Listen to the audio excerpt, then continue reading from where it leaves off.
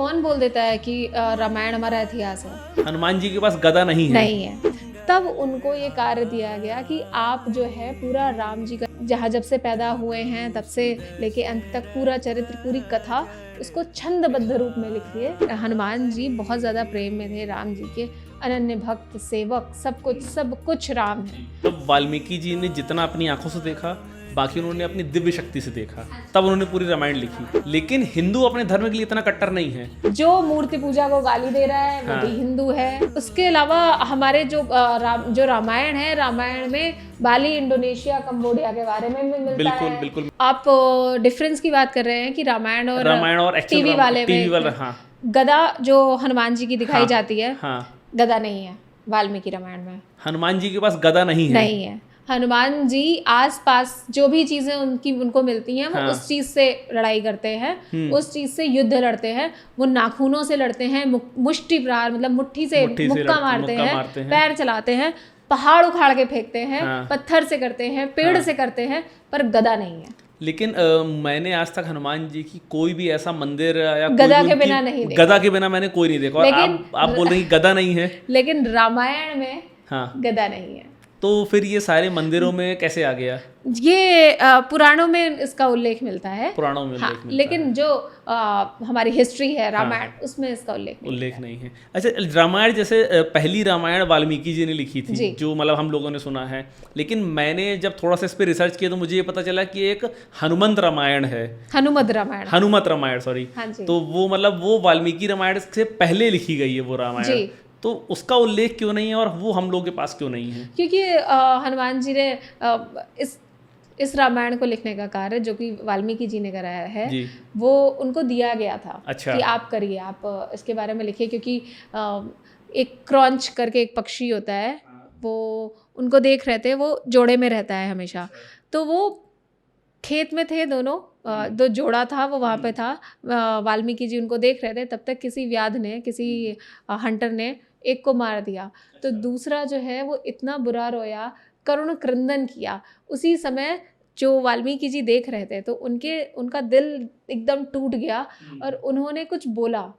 तो वो जो बोला, जो पहला श्लोक निकला, वो छंदबद्ध था, एक पोइट्री की फॉर्म में निकला। तब उनको ये कार्य दिया गया कि आप जो है पूरा राम जी का चरित्र, पूरा उनका जो जहाँ जब से पैदा हुए हैं तब से लेके अंत तक पूरा चरित्र, पूरी कथा उसको छंदबद्ध रूप में लिखिए। तो इसलिए वो पहला महाकाव्य भी कहलाता है रामायण।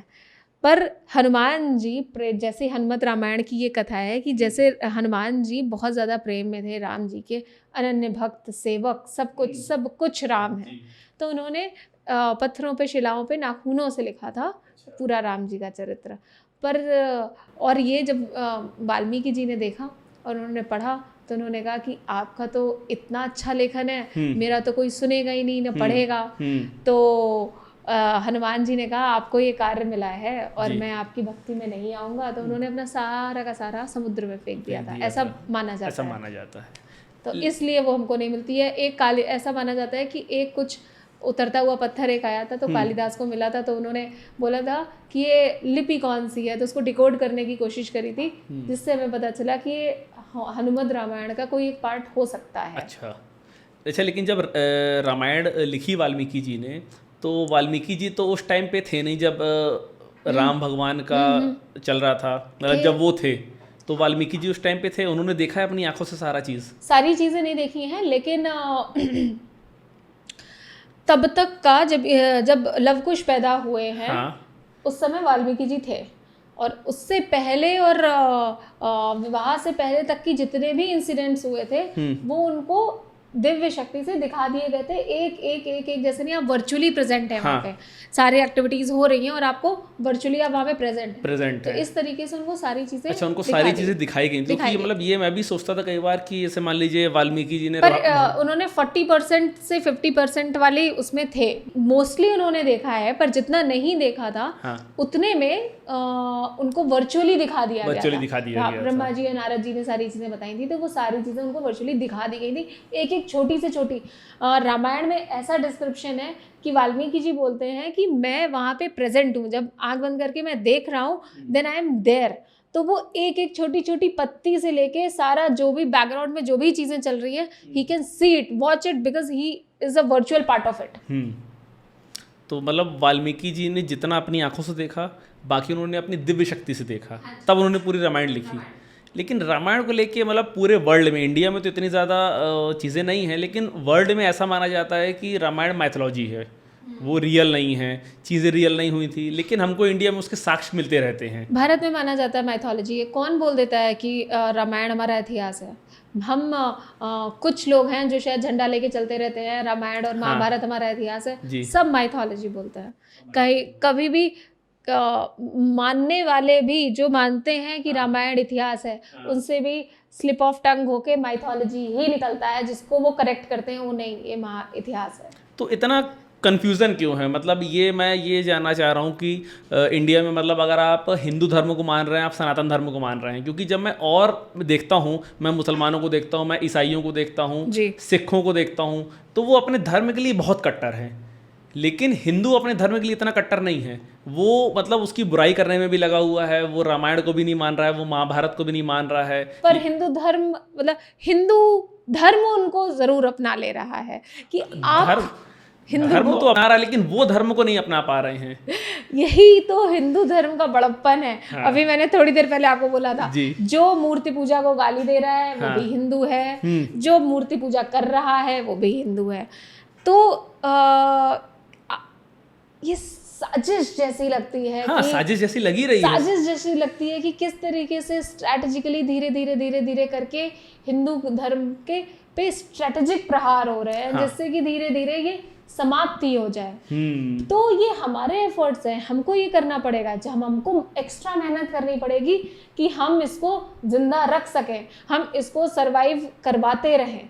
दुनिया कुछ भी माने, हमें तो पता है ना राम सेतु था, हमें तो पता है ना अभी भी राम सेतु है, अभी भी राम सेतु है, और वैज्ञानिकों को उसके पत्थर भी मिले हैं, उसके कितने साक्ष्य मिले हैं, उसके बाद भी लोग मानने को तैयार बिल्कुल नहीं तैयार है। उसके अलावा हमारे जो रामायण है, रामायण में बाली, इंडोनेशिया, कंबोडिया के बारे में भी मिलता है। बिल्कुल मिलता है। उधर पेरू में जो वो पेरू में एक साइन है, उसके बारे में मिलता है। सुग्रीव की आप ज्योग्राफी के बारे में पढ़ लेंगे तो आप ये समझिए साउथ पोल से लेके सारी चीज़ें उन्होंने बता रखी हैं रामायण में। जब कोई जा भी नहीं, सोच भी नहीं पाता था, उस समय तक हम सब लोग हम भारतीय, हिंदू, ये सब कर चुके थे। तो कैसे नहीं है? मतलब जो आविष्कार बाद में हो रहे हैं वो हम सबको फैक्ट्स हम पहले से बता चुके हैं। धरती गोल है, हमने ये रामायण में से मैं आपको सिद्ध कर सकती हूँ कि जब संपाति और जटायु सूर्य की तरफ आगे बढ़ रहे थे आपस में कंपटीशन करने के लिए, तो जब वो बहुत ऊपर चले गए और उन्होंने नीचे देखा तो डिस्क्रिप्शन है कि वो गेंद जैसी, बॉल जैसी दिख रही है धरती, फ्लैट नहीं है हमारी धरती। हमारी धरती हमेशा से गोल है। अक्षत जी जैसे बोलते हैं भूगोल, हमने लिया है तो भूगोल है। बिल्कुल। और चीजें मिटेंगी। आपको मैंने कोई बात कही है, आप किसी और से करेंगे तो आपको 100% याद नहीं रहेगा, आपको 80% रहेगा, फिर 70% रहेगा, फिर आगे जाते जाते 5% रह सकता है। तो एसेंस हो सकता है वही रहे और पूरी बात बदल जाए, और कई बार एसेंस भी बिगड़ जाता है। पर ये जो रामायण और रामचरितमानस है, ये बिकॉज ऑफ आवर एफर्ट्स, जो हम इतने एफर्ट्स हिंदू मारते रहते हैं सरवाइव करने के लिए, अपनी संस्कृति को सरवाइव कराने के लिए, तब ये एज इट इज़ चला आ रहा है। क्योंकि अक्षत जी ने भी एक बात बोली थी कि अगर आपने वोट डाला है तो वोट का निशान 1 महीने बाद खत्म हो जाता है। यू कैन नॉट प्रूव कि आपने वोट डाला है। तो फिर तो हजारों हजार लाखों लाख साल पहले हुआ है। बिल्कुल। जो साक्ष्य मिल रहे हैं आपको उनसे मानना पड़ेगा कि ये सत्य है। कहने को तो कोई कुछ भी कह सकता है, हम क्यों माने? नहीं, अब मैं अभी इंडोनेशिया गया था, बाली, तो मतलब मैंने वहाँ पे देखा कि लोग वहाँ हिंदू धर्म के लिए इतने कट्टर हैं। आपको वहाँ हर घर में भगवान श्री राम का मंदिर मिलेगा बाहर, हमारे इंडिया में नहीं मिलेगा। आप कितने घर चले जाइए, भगवान श्री राम की मूर्ति भी नहीं मिलेगी। और वहाँ पे उनके लिए धर्म एक ऐसा वो मान रहे हैं अपने धर्म को कि वो उनकी एक दिनचर्या है कि हमें पूजा करनी है तो करनी है। तो मुझे देख के इतना अजीब लग रहा था कि मैं ऐसे देश से आ रहा हूँ जहाँ पे भगवान श्री राम को सबसे ऊपर माना जाता है, और जहाँ भगवान श्री राम का जन्म हुआ है, जहाँ भगवान श्री राम का जन्म हुआ है वहाँ पे लोग उनके लिए इतने कट्टर नहीं है, लेकिन एक ऐसा देश जो मुस्लिम बाहुल्य है और उसके बाद वहाँ पे लोग इतने कट्टर है भगवान श्री राम के लिए, तो ये मुझे लगता है कहीं ना कहीं हमारे देश की एक दुर्भाग्य है। दुर्भाग्य है, बिल्कुल दुर्भाग्य है। और जब तक हम एफर्ट्स, कॉन्शियस एफर्ट्स नहीं मारेंगे तब तक सर्वाइवल बहुत मुश्किल है। लेकिन रामायण और महाभारत की जो कहानियाँ हैं, लोगों उनको कहानियाँ बोलते हैं, उनको बुक भी उनकी पब्लिश होती हैं, बहुत सारे पब्लिकेशन अलग अलग हिसाब से पब्लिश करते हैं, तो सरकार कुछ ऐसा क्यों नहीं करती है कि मतलब एक किसी भी बुक को कि वो मान के कि नहीं इसमें सही चीज़ें लिखी हुई हैं